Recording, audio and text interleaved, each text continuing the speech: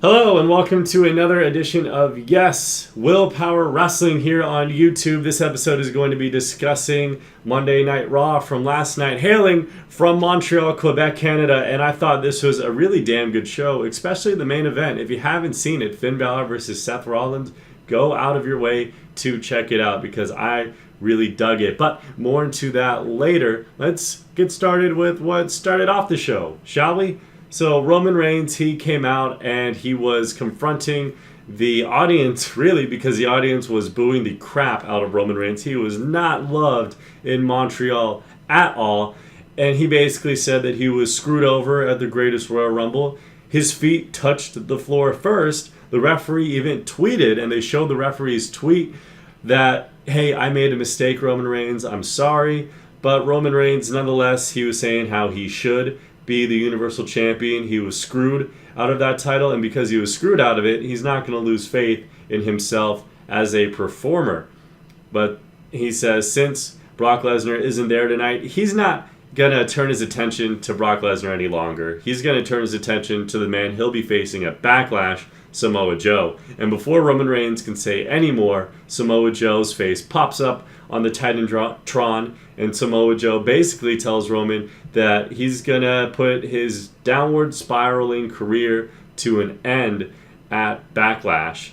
And after that, very, very quick promo by Samoa Joe, Jinder Mahal comes out, and Mahal basically talks some crap to Roman Reigns. He says, you're complaining about losing at the Greatest Royal Rumble. I lost to Jeff Hardy, and I'm not complaining. And after tonight, you're going to be complaining about losing to the modern-day Maharaja. And Sami Zayn then came out. This is when things got really interesting because Sami Zayn, hometown boy from Montreal, he received a hero's welcome, and the audience was super into him. He spoke a little bit of French. And then shortly afterwards, Kevin Owens came out, also received a huge reaction. They all wanted to face Roman Reigns. It was like Roman Reigns was the hot girl at prom that everybody wanted to dance with. And eventually they all ganged up on Roman Reigns. Bobby Lashley then came out to make the save. The numbers game started to overwhelm him. Braun Strowman came out then, and Braun Strowman cleared house as six-man tag match was announced for later in the night. Braun Strowman, Bobby Lashley, Roman Reigns versus Sami Zayn and Kevin Owens and Jinder Mahal. Then we had Elias in a backstage segment. He was drinking tea, and the announcers, for some reason, were making a really big deal about Elias drinking tea for whatever reason.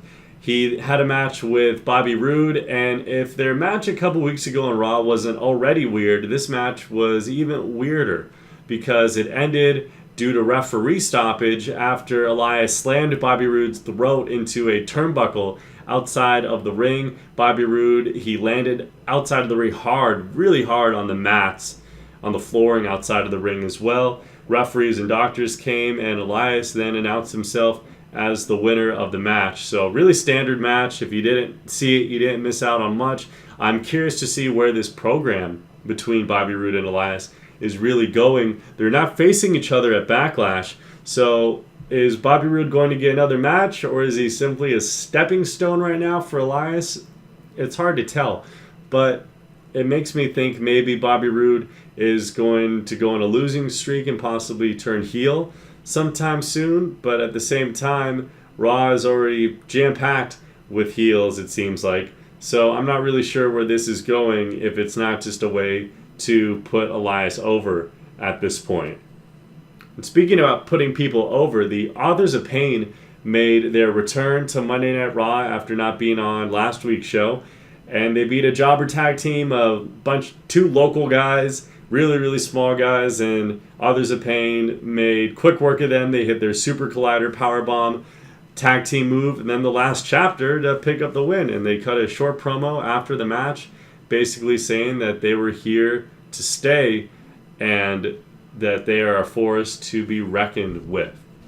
Seth Rollins also made his presence known on this show. He came to the ring, he was cutting a promo simply saying how busy he's been with the traveling schedule, how he's been a fighting champion. He gets interrupted by Finn Balor pretty quickly. The audience was really into both of these guys.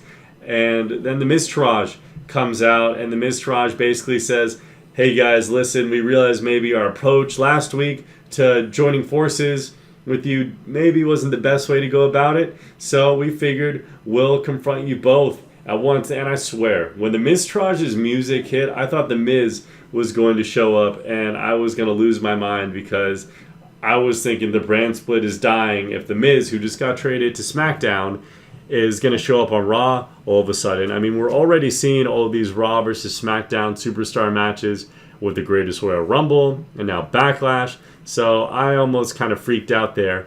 But it was just the Miztourage, and they were beat up by Finn Balor and Seth Rollins pretty quickly. And after that, for a second I thought Finn Balor was turning heel because he attacked Seth Rollins from behind. And no kidding, it was a pretty vicious attack too. He was smiling afterwards. He looked damn proud of himself.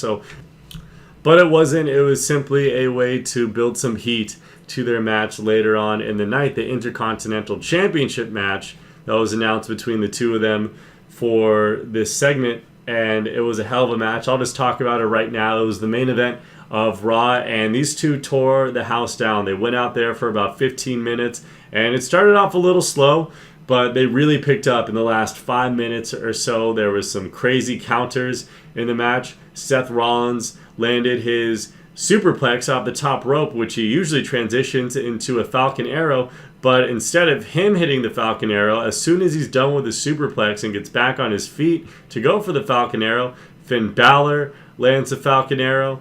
Seth Rollins then also hit his ripcord knee at one point, which, looking back, I can't believe that was his finisher less than a year ago. It really just is not a good finisher. It's a cool signature move, but the curb stomp is so much better. So he lands that on Balor. Balor kicks out. Balor eventually goes for the coup de grace.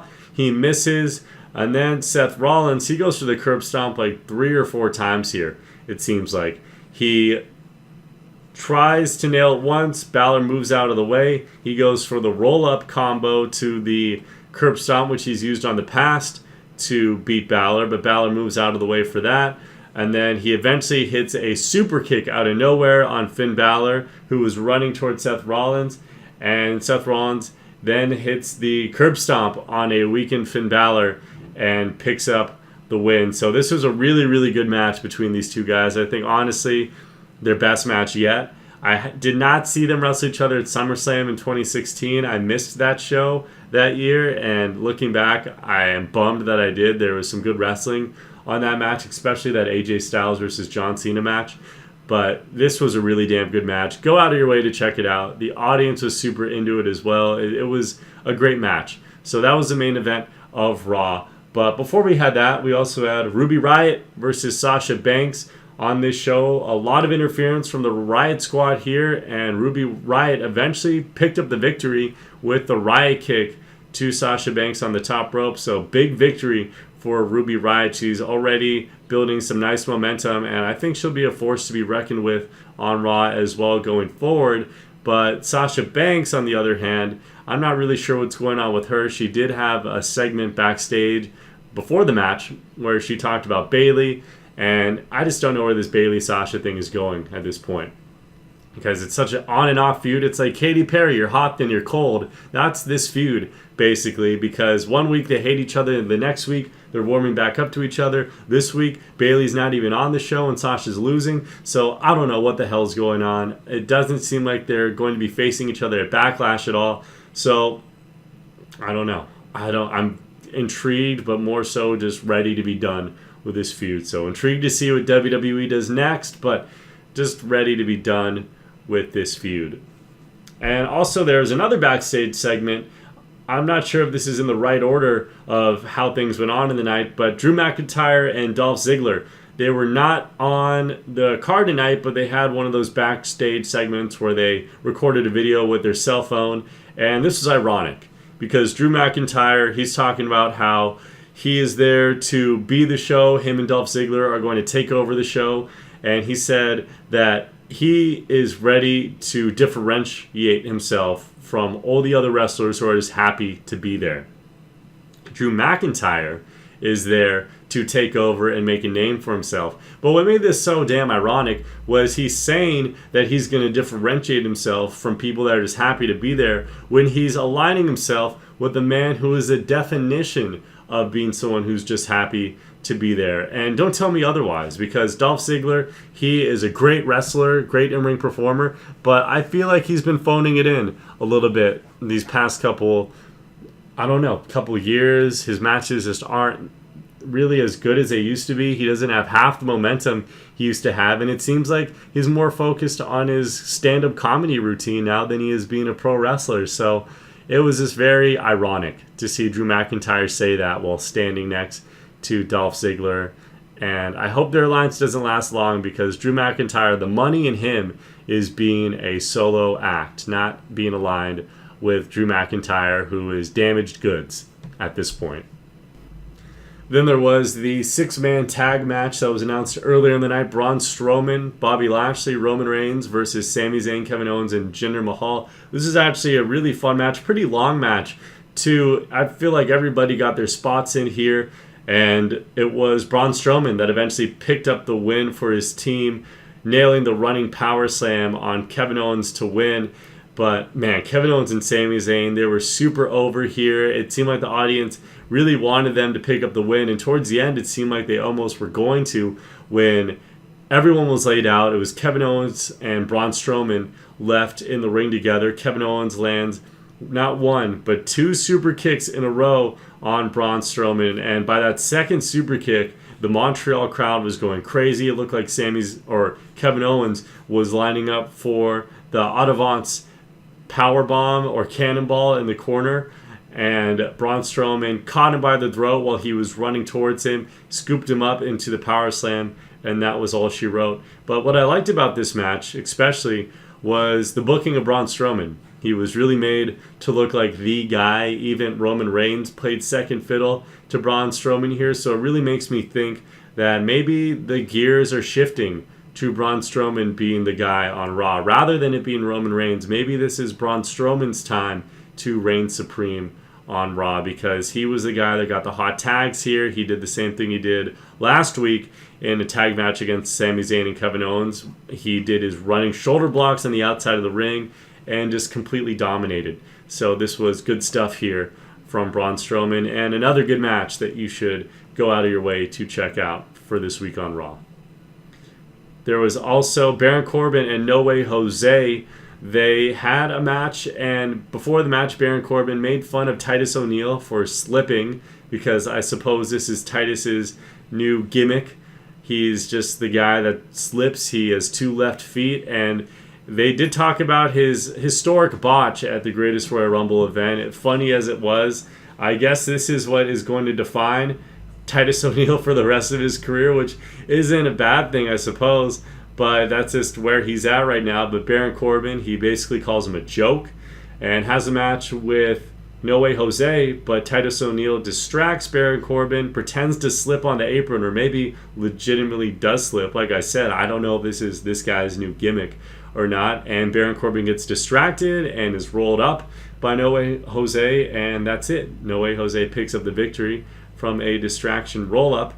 And the other match on this card, the final match on this card, not the main event, but just in the order I'm going, Natalya versus Mickie James, that also ended in a distraction roll-up after Ronda Rousey came out to distract Mickie James, and Natalya picked up the victory with a roll-up. So that was this edition of Raw in a nutshell. 2 really good matches with Finn Balor versus Seth Rollins for the Intercontinental Championship, especially good with that match. And a pretty fun 6-man tag match with Braun Strowman, Bobby Lashley, Roman Reigns versus Sami Zayn, Kevin Owens, and Jinder Mahal. So I'm interested to see how much longer Jinder Mahal is going to be featured in a prominent role on Raw. He's been losing a lot lately. I know this is kind of random to talk about at the end of the video, but I'm just curious to see how much more time he has as a featured star on Raw. But that is this week's edition of Raw in a nutshell, and I will catch you later on another episode of Willpower Wrestling when I discuss SmackDown that is happening tonight. Until then, I will see you next time the bell rings here on Willpower Wrestling.